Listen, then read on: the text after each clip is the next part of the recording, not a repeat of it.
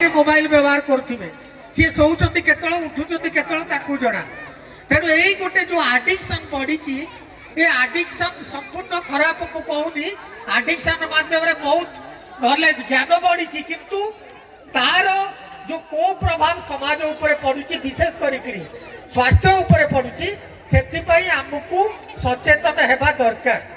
आज एकविंश शताब्दी रे आमे पहुंचीचे एकविंश शताब्दी रे आजिर जुग को कृत्रिम बुद्धिमत्तार माने जुग बोली कह जाए जहाँ को इंग्राजी रे आर्टिफिशियल इंटेलिजेंस कह जाए।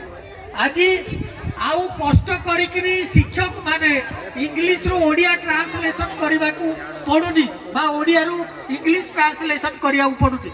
आज विज्ञान कारीगरी कौशल एते व्यवहार बढ़ी जाइए एवं एते विकास होइछि जहाँ फल छात्र छात्री शिक्षक मानक पई अनेक सुविधा हो पारि।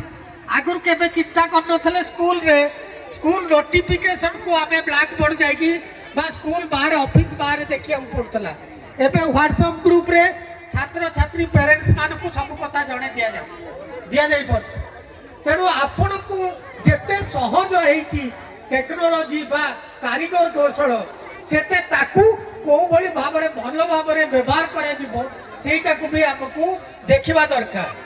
आ गोटे कथा होची विशेष करी छात्र छात्री माने चिंता करबा दरकार ए समय जे ताकर जीवनर लक्ष्य कौन हेबा दरकार। एइटा ताकर ए बयस रे आमे ताकू बाध्य करी ताको चिंता बा भावना भितर प्रवेश करि परिबानी।